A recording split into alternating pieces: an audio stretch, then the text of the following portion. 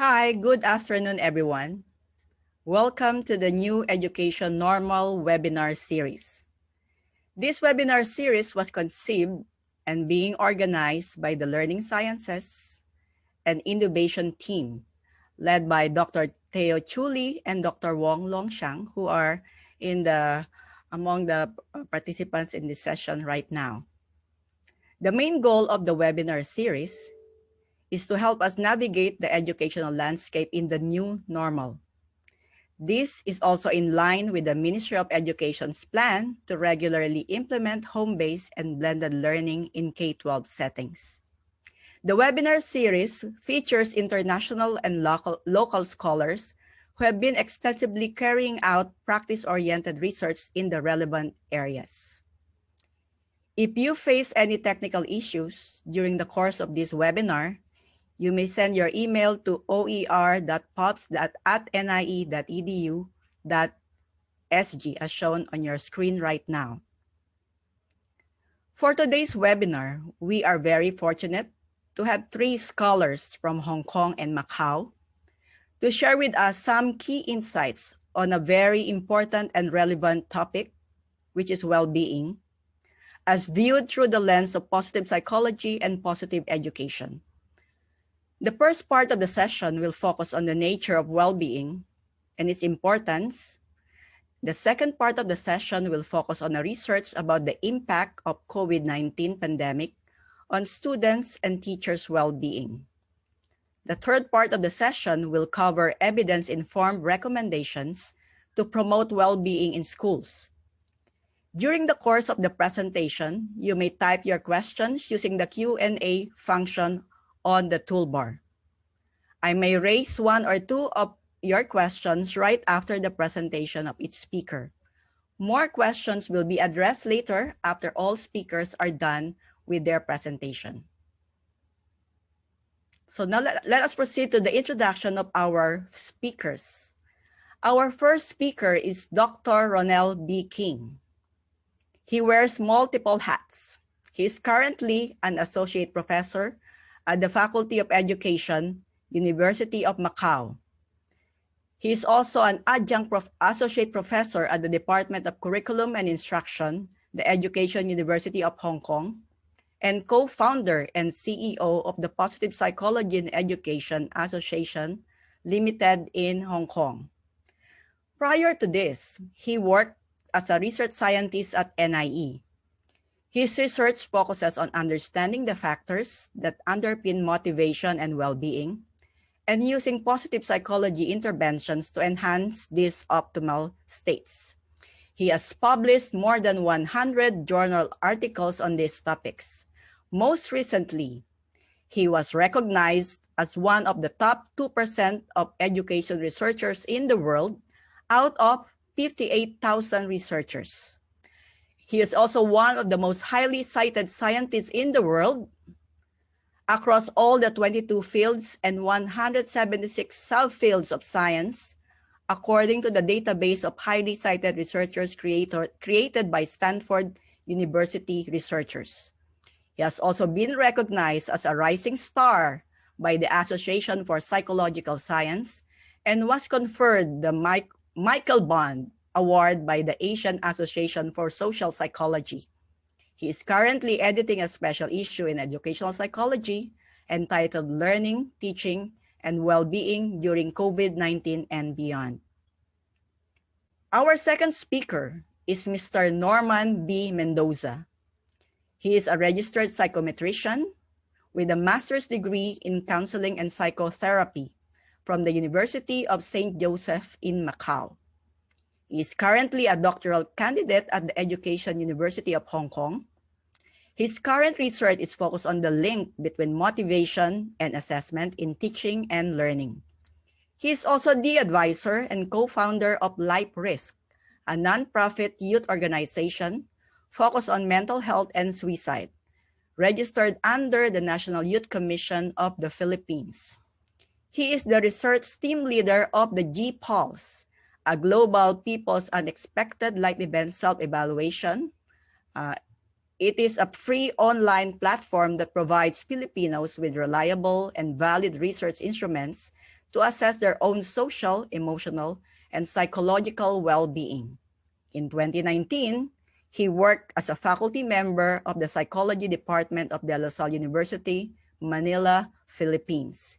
He has more than 7 years of teaching and research experience in the academe and has published research in many SSCI journals.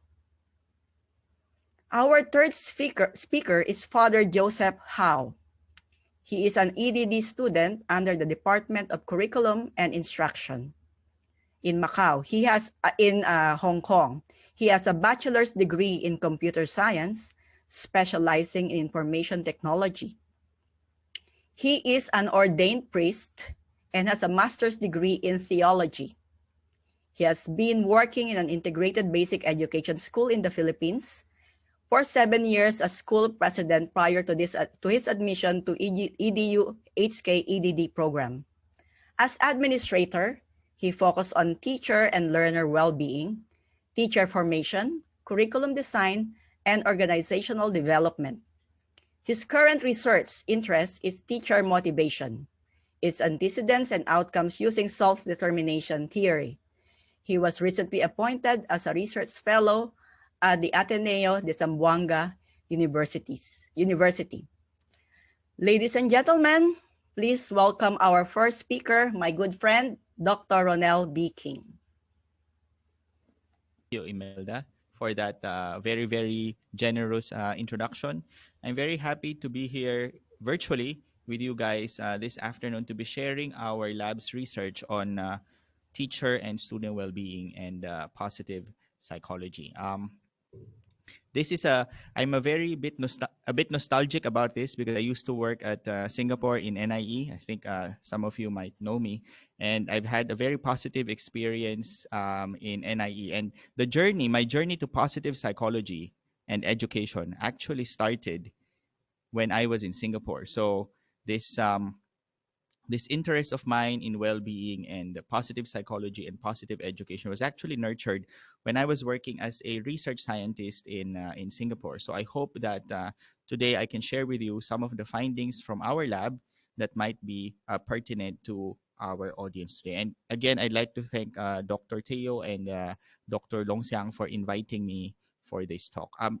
With me here today, as Imelda mentioned, are my two doctoral students. So Mr. Norman Mendoza is my PhD student, and Father Joseph Howe is currently my EDD Doctor of Education student. So they have their own research on well-being, and I thought this would be a good opportunity for them to present their findings to us as well. So the title of my talk is about well-being in the context of COVID-19. But first, I'd like to introduce our lab to you. So this is our lab. So obviously, Joseph and Norman are here at the front. And the outline for my talk today is, the first thing is I will be talking about why teacher and student well-being are important. Now, I think most of us intuitively understand that well-being is a very crucial factor. But still, I think there's some sense in knowing from a scientific perspective what crucial outcomes and consequences well-being delivers. The second part will be talking about the context of COVID-19 pandemic. I think all of us right now, both people in Hong Kong, people in Singapore, plus our international audience, are suffering from this pandemic. So it has very harmful consequences on well-being. So I hope to surface that out as well. And of course, the third part, if we have time, I will be discussing different strategies that we can use to improve our own psychological well-being, the well-being of our students, and the well-being of our teachers as well. So my first question is, why is well-being important? From my perspective, I'm a psychologist. I think it's very obvious that well-being is important. And I think from a layperson's perspective, all of us know that we want to be happy, we want to feel good. So well-being seems a very a common sense assumption. But for some others, it might not be the case, because I met a school leader before. He was telling me, he's asking me, why is well-being important? We only want achievement for our students. And I think in a very achievement-driven society, whether it's Singapore or Hong Kong or China, sometimes well being is neglected because of our single minded pursuit and drive for achievement. But hopefully, during this talk, I want to convince you that well being is an important thing in its own right, and that it is also very important for the other things that we're concerned about, such as achievement and learning. No? So I'd like to emphasize that these two things, achievement on the one hand and well being on the other hand, are not dichotomies. They actually complement and help each other. Now, a lot of you in this audience are probably teachers, so I think this statistic might not surprise you guys. A lot of studies have found that 1 out of 20 teachers, around 5%, suffer from long lasting mental health problems. And there has been an increase in the mental health problems that teachers are facing across the decades. No? This research is actually done from based on data from more than 20,000 teachers in the UK. 31% of teachers have experienced a mental health issue in the past academic year. 76% reported experiencing behavioral, psychological, or physical symptoms. 43% and 37% are exhibiting signs of anxiety and depression. No? So anxiety and depression, these are two of the most common mental health problems that people all over the world encounter. But among teachers, it seems that there is a higher rate of anxiety and depression. And although the statistics here I present are from the UK, they are actually true for most other countries in the world. A lot of teachers also reported higher levels of stress compared to other white-collar professionals. Doctors, nurses, and social workers, these professions are very well known for having elevated levels of stress. But in fact, research has shown that teachers are even more stressed compared to these other types of professionals. And I think now in the COVID-19 context, this is even more true, as we teachers have to deal with an alternative learning environment to be able to teach and reach our students. No? So probably this dictum still holds, and probably even higher levels of stress right now compared to the pre-pandemic stage. Okay. Now, why is teacher well-being important? The first thing is that when teachers are stressed and fatigued and depressed, students perceive them to be less caring. And that actually affects students' satisfaction with their school lives as well. So when we say that we want our students to be happy, we want our students to feel safe at school, teacher well-being is a very crucial predictor of that. Because when teachers are stressed, when they're depressed, when they're burned out, they cannot really show caring or being supportive towards their students. The second thing is that teacher stress and disengagement negatively impacts student performance.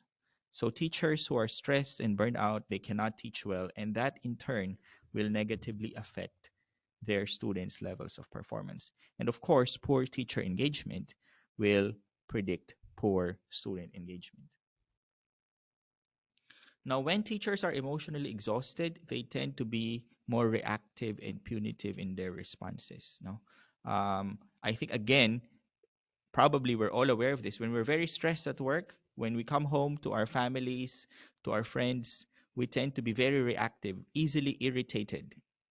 And that is true for teachers as well. When they're stressed, they tend to be more punitive towards their students, creating a negative climate in the classroom.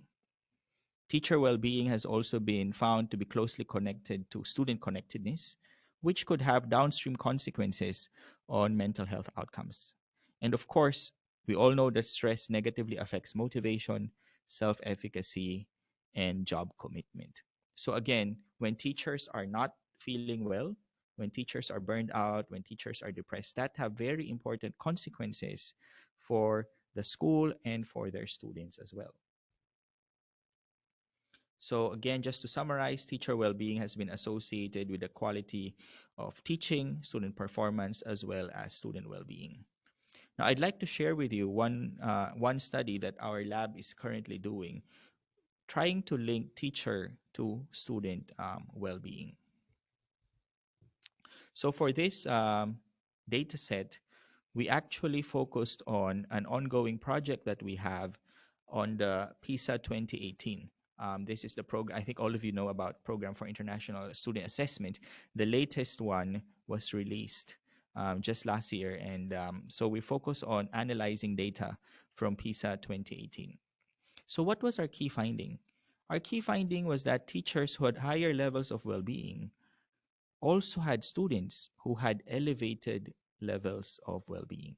So it seems that teacher well-being is contagious, right? We always talk about contagion in the context of the pandemic as a disease that we want to avoid, right? But contagion also applies to psychological states. When teachers are happy, their students are happier as well.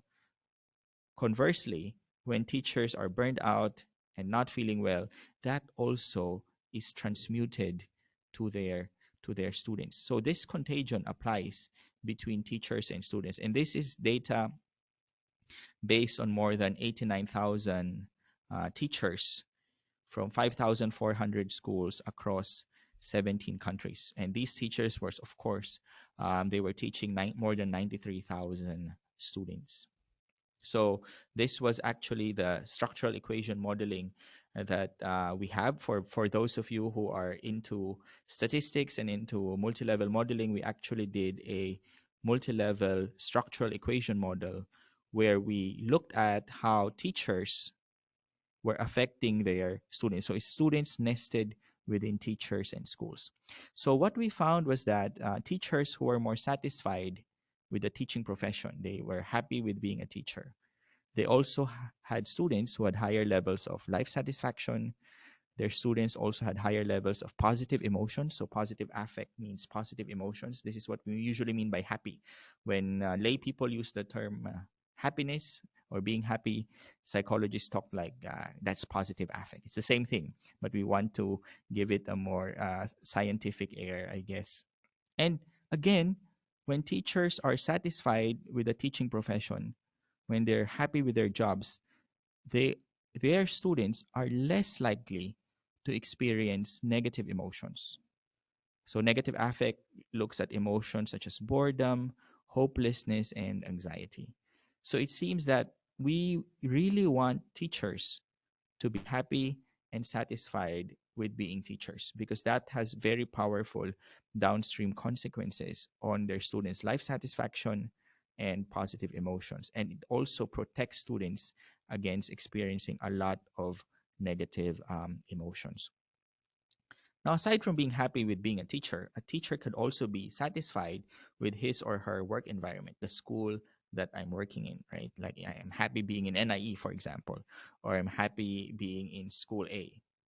And what they found was that teachers who were very satisfied or happy with their work environment also had students who had higher levels of positive emotions, right? So again, teacher well-being has direct consequences on students' well-being, and that is why we were using the term contagion for this paper. We were looking at the transmission of well-being from teachers to their students. So our key idea is that teacher well-being is contagious. When teachers have high levels of well-being, their students are also more likely to have high levels of well-being. And these results generalize across different countries and different socioeconomic groups. Now, unfortunately, we were not able to include the Singapore data for this study because there was some data that was missing. So we only included PISA data sets that had matched teachers and student data. So I really like this Latin quote because I think it encapsulates what we meant by this, what our findings meant. So the Latin quote is nemo dat quod non habet, which means you cannot give what you do not have. And that is what we found empirically in this study. The teachers who have high levels of well-being, they are also likely to produce better well-being in their students. Now, directions for future research that our lab is taking. Now, this is just a cliffhanger, like a season 2 for a movie. So, briefly, what our lab is doing is we're looking at how principal and school factors are affecting teacher well being. So, one of our more recent studies, I haven't put the beta coefficients here because we're finalizing the data set. But what we found preliminarily is that when principals have high levels of well-being, when they take care of their teachers have higher levels of well-being too, which transmutes to student well-being. And of course, that has very powerful effects on student learning and achievement. So the yellow boxes here are directions for future research. But for those of you who are school leaders here, I want to tell you that your levels of well-being also have important implications for your teachers' well-being as well. Because when principals are happy, when principals have higher levels of well-being, they can be perceived as more supportive and caring towards their teachers as well. So again, it's not just the teacher, it's not just the student, the school leaders. This is an entire ecosystem, and we all should be aware of how our well-being affects those people around us. I've been talking about well-being. I've been talking about positive emotions, negative emotions.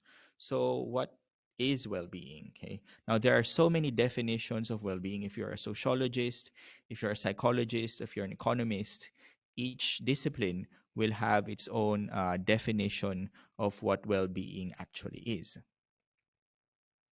But the model that we're using for our research is what we call the complete state model of mental health. This is actually work by Corey Keyes from Emory University. And the reason I really like this model is because I feel it's a more complete model of what well-being is. So this model states that well-being can be decomposed into 3 key components. The first one is psychological well-being. The second one is social well-being. And the third one is emotional well-being. Now, let's start with emotional well-being first. Now, emotional well-being is what in common parlance we mean by being happy, right? So these are positive emotions like feeling excited, feeling hopeful, feeling happy. That's emotional well-being and being satisfied with our lives. Now, humans are social animals, right? We exist in a social context. We're embedded in families, we're embedded in schools, we're embedded in communities. And that's why social well-being is a very important component of well-being as well. And that's probably why the pandemic has produced such a large burden, a negative burden on mental health, because for people in different parts of the world, well, Singapore is lucky enough not to have a full-blown pandemic, but in many parts of the world, there's lockdown. People are not able to see their friends and relatives, and their social well-being, their sense that they're thriving because they're part of a community, is really suffering. So that's what social well-being is. Well-being in relation to others. And of course, there's also psychological well-being, which pertains to resilience, purpose, and meaning in life. Okay.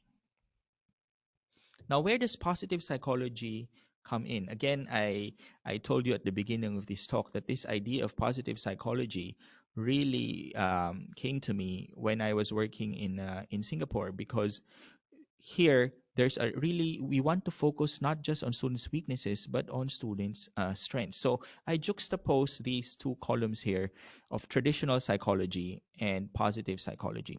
When we think of a psychologist, we usually think of a clinical psychologist, a psychiatrist, or a shrink, right?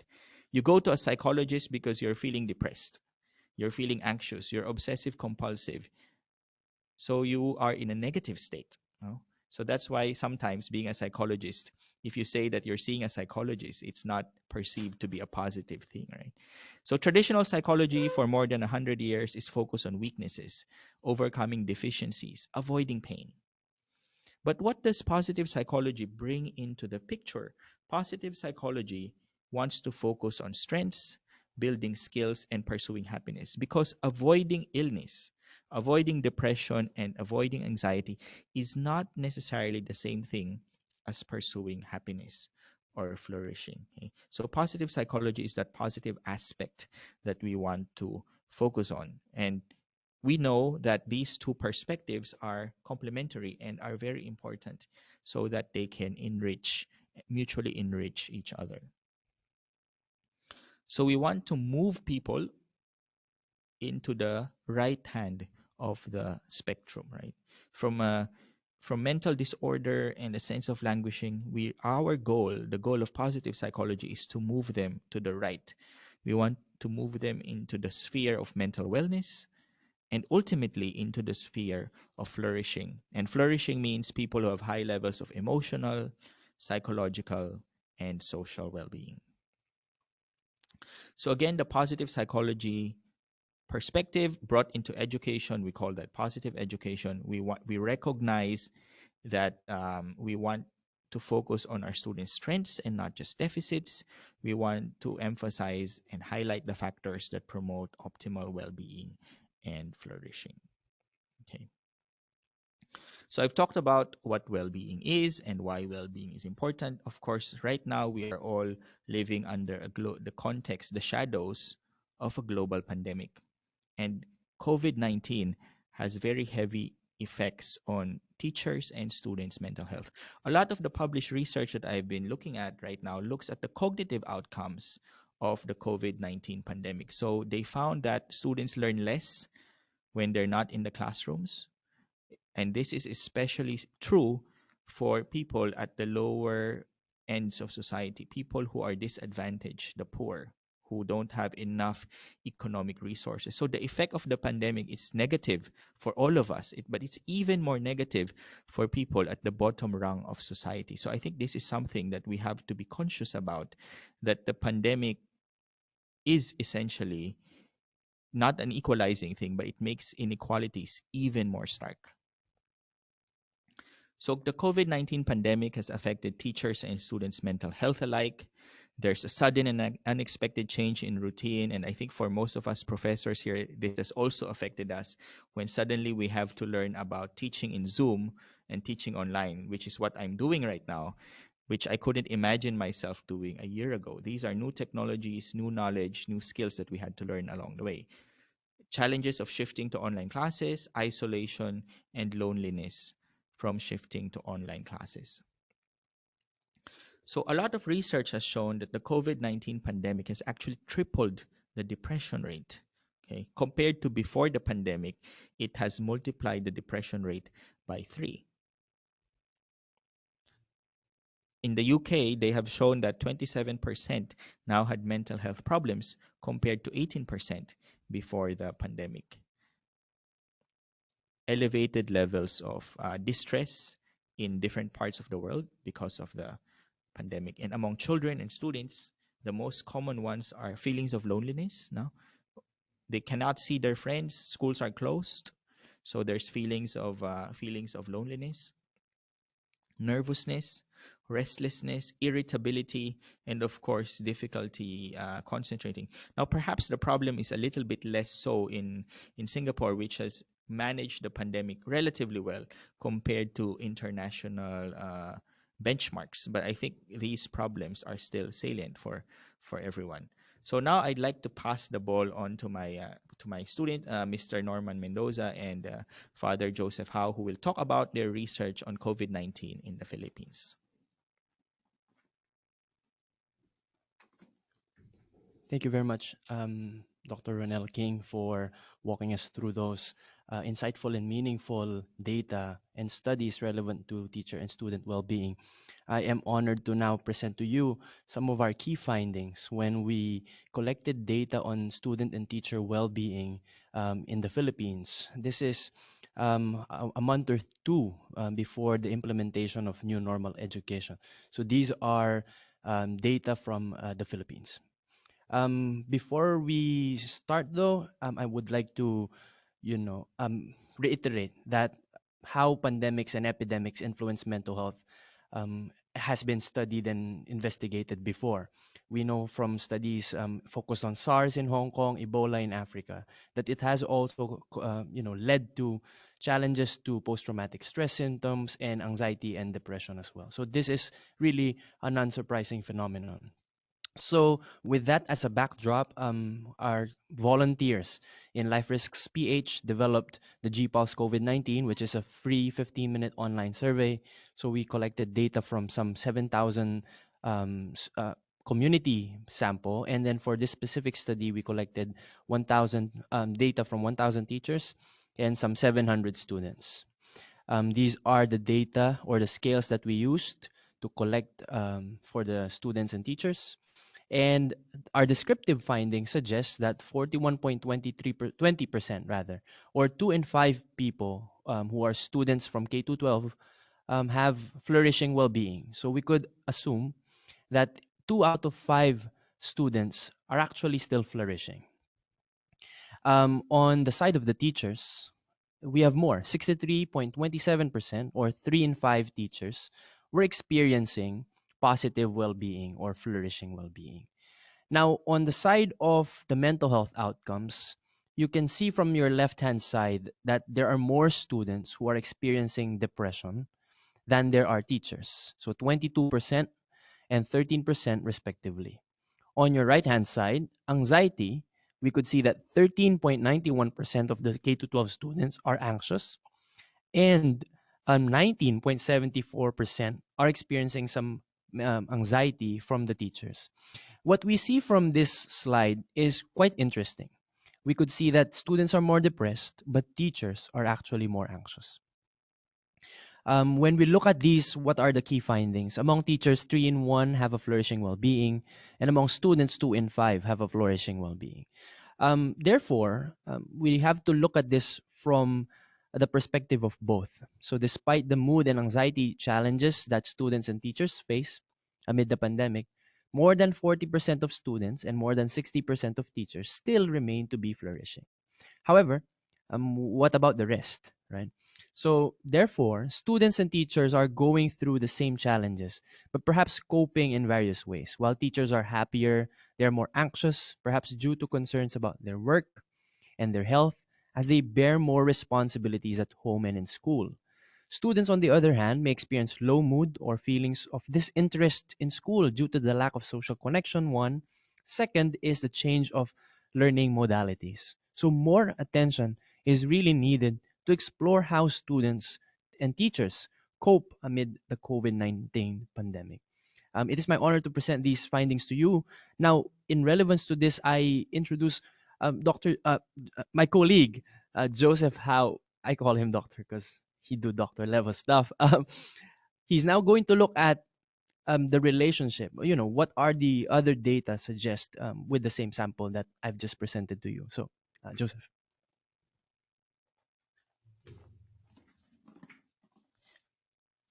Hello, good afternoon, everyone. So from the data that the GPulse team had collected, we isolated some factors or some variables that can be associated to mental health and well-being. So as you can see in the screen, we can see we group them into 3 factors: the demographic factors, some social contextual factors. For example, for students, we check their family support. And as an additional variable, we also looked at how principals support their teachers during this pandemic, during the height of the first wave of the COVID-19 pandemic. And of course, as Norman mentioned, these variables of psycho-emotional factors like stress, anxiety, emotional, social, and psychological well-being or mental health. And we asked them about their fear of COVID-19. And we looked at how these variables are connected or can be associated to depression symptoms and mental health. So for mental health, we look at the mental health score. And for depression, we looked at whether they met or did not meet the depression cutoff. So for this project, we used 2 analytical strategy. First, we used supervised machine learning to determine which among these variables are important predictors of mental health.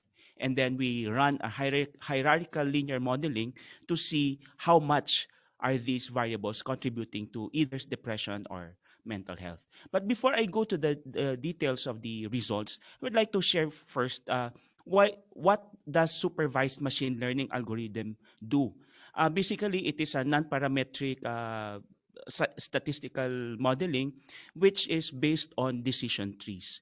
So from you can see in the screen a basic description of how it works. No, it grows some trees, makes some decisions. But what is good with the machine learning algorithm is that it trains the data, or it trains the model to predict the data based on samples. So for example, the total sample for students will be divided into 75% for training, and then the next 25% of the sample is used for prediction. So in a way, it is a true prediction of the true prediction of an outcome, rather than just choosing the entire sample to make some estimations. And therefore, what it generates is that it generates a report of variable importance as to how accurate this variable can predict a particular outcome. So in this process, in this project, we use two ways of algorithm. First is the regression algorithm and the classification algorithm for categorical data to predict depression symptoms. Whereas in predicting mental health, we used a regression. So what are the results of our study?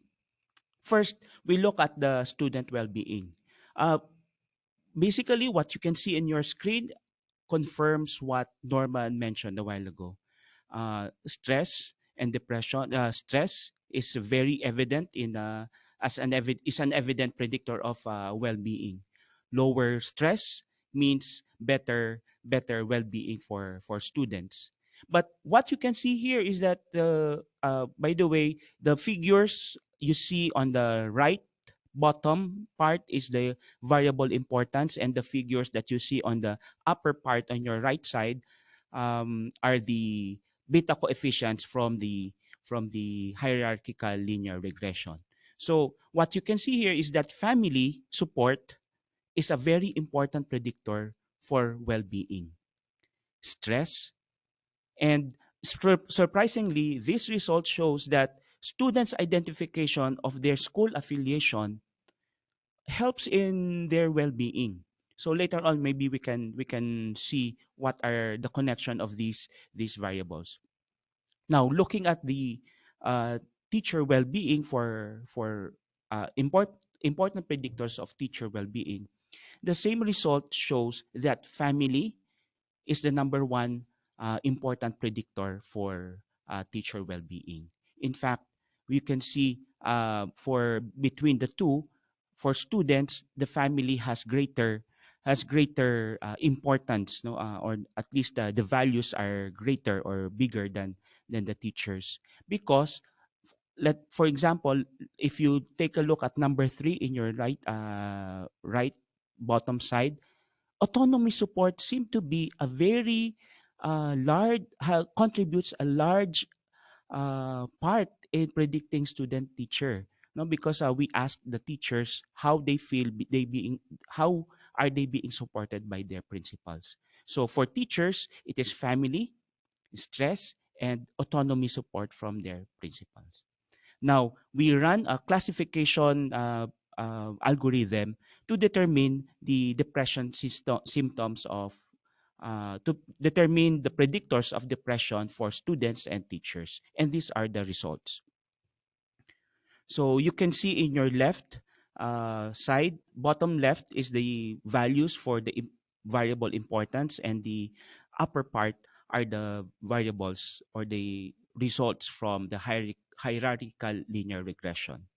So as you can see from the machine learning algorithm, it stresses that it shows that stress and anxiety are two clear uh, clear indicators or predictors of depression for those who these values are based on those who have met the depression criteria. So stress, anxiety, and family, which if you can take a look at the hierarchical linear regression values, you can see that they match, no, stress, anxiety, and family support family support is also there.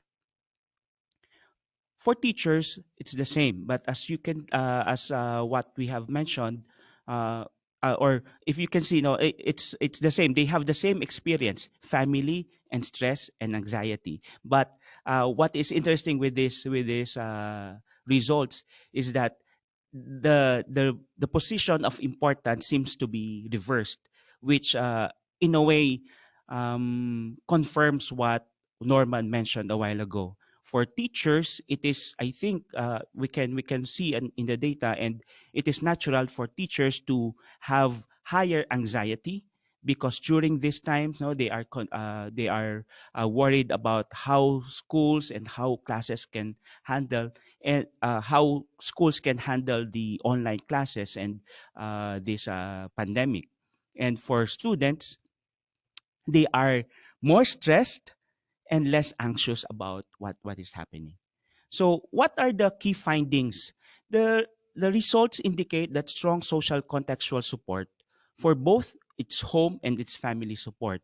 But the results indicated also that for teachers, principal support is also a key predictor of well-being. So results indicate that strong social contextual support and stress are key predictors of well-being, both for teachers and students during the COVID-19 pandemic. Stress has more significant impact on teachers' well-being than students' well-being. And then we can see also in the results that stress and anxiety were important predictors of depression both for teachers and students. And as I have explained a while ago, the findings indicate that for teachers, anxiety has more importance than uh, anxiety has more importance than stress for teachers. And for students, stress has more importance than anxiety. And this corroborates the earlier key findings. So, in general, what we can see from the findings is that strong family support appears to be a good protection or buffer from the psycho-emotional impact of COVID-19. So that's it. Thank you. Thank you, Joseph, for that talk on the methods. No, again, I'd like to emphasize why I invited Norman and Joseph here, because this is a research project that they were doing, and I think one of the things that I really wanted to see is to try to complement the more traditional statistical approaches. I think for you who are researchers here, and I've seen a lot of your names, I was glancing through the participant list. We're more used to the traditional statistical analysis, such as hierarchical linear modeling, HLM, right, or hierarchical regressions. But here, what we're trying to do basically is trying to marry data science approaches, specifically using a random forest technique, with the more traditional statistical approaches. So I hope, again, the findings are converging, but we're really excited to be using these very innovative methods in our research on psychological well-being and positive psychology. Okay, we've talked about the research stuff. We've talked about methodological stuff. So now I'd like to talk a little bit more about more practical stuff, about how we can all take care of our well-being during the context of the COVID-19 pandemic. And I think this is one of the things I really like about positive psychology and positive education, because a lot of the insights from this body of science actually applies to our daily lives as well. Now, one of the things that we want to emphasize is the importance of self-care. And this goes for all of us here, teachers, students, school leaders, and researchers alike. Teachers should actually actively look after their own mental health and well-being, because it doesn't just affect themselves, it also has downstream consequences on their students' well-being. And self-care can be in the form of professional, psychological, physical, or emotional care. So in terms of professional care, one of the things that we have seen is that support from the school leaders. I think that's one of the key findings from the data science machine learning approach that we did, is that when principals and school leaders support their teachers have higher levels of well-being as well. So we also need to schedule sufficient breaks. I think the work from home is both a boon and a bane, right? Because now there's less structure in our lives. So this is something that we have to be more conscious about, understanding boundaries as well as being mindful of the news and social media, because when we are exposed daily to negative news, that also affects our mental well-being negatively. So psychological self-care, some of the suggestions is keeping a reflective journal. Writing your problems down is a very, very important tool in taking care of ourselves. Now, this was actually discovered by James Pennebaker, who in the 70s was newly married, but he was experiencing a lot of difficulties in his marital relationship. So what he would do after office hours is type down all his problems, like having difficulty as a new dad, having difficulty as a husband. And suddenly he found that the more he typed and wrote about these problems, the better he felt. And that ensued a lot of research on the power of writing and journaling. So for those of you who are interested in these kinds of stuff, whether it's writing on a notebook or on a diary or journaling on your computer, there are e-journals now. This is a really powerful tool for self-help, because the act of writing gives meaning to our lives. The act of writing orders our experiences. So it structures our experience from a mesh of emotions. You are more able to structure and give meaning and distance yourself from it. So writing is very good. Again, supervision or consult a more experienced colleague if you need help. Avoiding work emails or calls outside work hours. Again, the importance of setting boundaries, and of course, taking time to contact family and friends. Now, physical self-care. I cannot emphasize enough the importance of a good sleep routine. And they found that people who don't have good sleeping habits are more likely to experience depression and anxiety, because sleep is our body's way of rejuvenating our bodies and our minds. So a sleep routine, regular hours, that is very important. Of course, a healthy diet. Again, lots of research has shown that people who eat healthy vegetables and fruits, Mediterranean diets, they also have higher levels of well-being as well. No? So I think this goes to show that this traditional Chinese concept we have, that the mind and body, we are all one, right? That's a very important important consideration. Taking scheduled lunch breaks and getting some exercise before or after work. This also buffers us against mental health problems.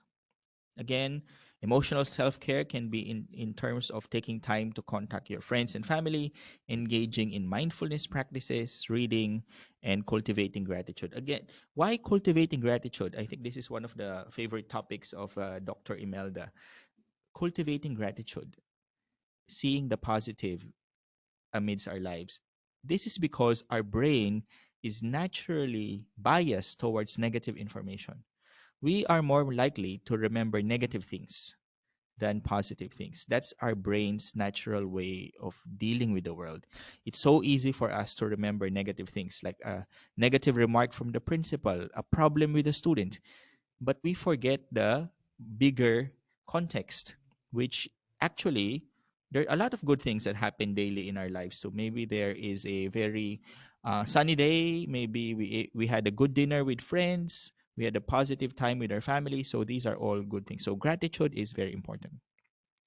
And of course, taking care of our students' well-being and supporting them during the COVID-19 pandemic is also very important. So I want to emphasize the importance of hope, making connections, and feeling safe. Okay, so I think I will skip over these slides in the interest of time, and I'd like to summarize the talk with a few key points. The first point I'd like to emphasize is that teacher well-being is already problematic even before the pandemic. It's already a problem that researchers know about. If you're a teacher, I think you intuitively know about this. A lot of your colleagues are stressed and burned out. This is a perennial problem. But the pandemic has exacerbated this. So it's already low to begin with. It became even more challenged during the context of the COVID-19 pandemic. So I think awareness of how important teacher well-being is an important first step in this journey. teacher well-being is not just important for teachers, it has very powerful downstream consequences on their students' learning and well-being. So that's why I like to use the term contagious. The teacher well-being is contagious because when teachers are happy, when they feel well, they're able to transmit these emotional states to their students. The second key point that I'd like to emphasize is that well-being is not just feeling happy and positive and indulging your senses, like watching Netflix all the time or going out with your friends. Okay, it's a very narrow definition of well-being. Well-being is more holistic. It includes emotional, psychological, and social components. And the third thing is that, especially for the school leaders who are listening here, school policies and personal practices can help us improve our well-being. There are things within our control that we can do in order to improve our well-being. And based on the research of Norman and Joseph, one of the things that's most important for all of us would be the role of family support. Now, especially in Chinese context, in Singapore, in Philippines, in Hong Kong, the family is very important. So when we feel that our family support us, that is a very powerful, like a shield, a force field for our well-being. But at the same time, they also found that when school leaders are supportive, right? That's what Joseph was mentioning a while ago about the principal support. When school leaders are perceived as supportive, that makes their teachers feel better well-being too. But aside from these school policies and family practices, of course, there are also personal practices that we can do, like having a good sleep habit, eating healthy, exercising, keeping a gratitude journal, reflecting on the good things that happen to our lives, counting our blessings. These are all small things that we can do to take care of our well-being during the time of COVID-19 pandemic. Okay. Now, I'd like to end with a short commercial for NIE researchers out there, as well as other researchers based on other parts of the world. We are actually guest editing a special issue in the journal Educational Psychology. For those of you who care about it, it's an SSCI index journal with an impact factor of 1.5. So the journal's focus is on teaching, learning, and well-being during COVID-19 and beyond. So we're discussing with the journal right now. We're hoping to put up the advertisement within the day. Okay. So we have two parts. So for those of you who are interested, the abstract submission deadline is actually next month. So you still have a month to work on your abstracts if you are interested in participating in the special issue. And we actually divided it into two parts. So the first part of the special issue is teaching and learning in the context of the COVID-19 pandemic. And the second part is about well-being, student and teacher well-being in the context of COVID-19 pandemic. So the guest editors are yours truly and Professor Chai, who was also based at the NIE a few years back. So he's now with the Chinese University of Hong Kong. And our co-guest editor is Hanke. I won't pronounce her surname because I always pronounce it wrong, from the University of Groningen in the Netherlands. And for well-being part, you have me, Professor Chai, and Kelly Ann Allen from Monash University in Australia. So we're really, really keen to have submissions from your side. So, and again, the whole special issue will be commented on by Erica Patal from University of South California. And the papers are not due until May, if I remember it correctly. So I think I am just on time. So thank you very much for your kind attention. And again, really, really thankful to Imelda, Dr. Teo, and Dr. Wong for inviting me and my lab to give this presentation today. Thank you very much. Imelda, on to you. Okay. Thanks for the enlightening and enriching sharing, Dr. Ronnel, Norman, and Father Joseph. I've enjoyed the presentation. We have approximately 5 minutes to go. Okay, so I think first thing is there was this question about the slides. Are you able to share the slides? Yeah, we'll be willing to share the slides. I'll convert into PDF and then I can send that to Joan. Okay. For our other participants, if you would like to ask questions, you could use the Q&A function. Even if your questions are not addressed now, perhaps we could forward them to our speakers. So maybe we could address a few questions right now that we have. Okay, So there is this question from Mr. Desmond Lim. Mm-hmm. Okay. So he would like to know if you perform periodic assessment in your study, and if so, how many over the COVID-19 period is performed? Okay, I'll let Norman answer that. Hello, Sir Desmond. Thank you for that question. I think it's insightful to ask the temporal stability or how people, progress before, maybe during, and even hopefully after the pandemic. We're currently building the next survey, which we intend to have a longitudinal element. We call it GPulse COVID Delta, for, Delta to communicate change. And so we don't have anything to present yet for a time to perspective, but that is in the works. If there is a potential point of collaboration, please contact Dr. Ronnel King so that that could be put together. And I think it's important really to understand the effects of the COVID-19 pandemic to teacher and student well-being in different time points, because we know that there are some stressful events that may have latent effects. Like at the beginning, they may not be struggling, and then later on they will, or they were struggling in the beginning and now they finally find some adjustment. So that's our brief response. Thank you very much, po. Okay. So maybe just, I don't know if I missed the description. What was the background of the participants in the study? Like, for example, what type of schools? What's the context? So that, our participants know the background of the results of the study. Thank you, Dr. Calion. This data collection was in collaboration actually with the Department of Education in the city of San Fernando, Pampanga. It was collected with some 52 schools. Of course, that was from consent. So they all participated based from the encouragement of the division. And the age range of the students, the grade level from the students is from the K-12 group. Most of them are coming from grade 7 to 10. And then for the teachers, they are from various teaching disciplines. 1,000 teachers, mostly female. We have 168 males, and their age range is, I think the mean age was around 34. So that was the basic description. Okay, thanks, Norman. Thank you very much. Yeah, so I think we don't have enough time to entertain more questions, but please continue typing your questions on the Q&A panels. As I said, our speakers can address them later on. We could send them an email. And then if you would like them to contact you, you could type also your contact email into the panel. Okay, so on behalf of the Learning Sciences and Innovations team, I'd like to thank Dr. Ronnel King, Mr. Norman Mendoza, and Father Joseph Ho for generously sharing your knowledge and experiences with us. Okay, thanks to all of you who attended this session. We would greatly appreciate it if you can take a few minutes to complete the feedback form for this session, which is accessible via the QR code shown on the screen.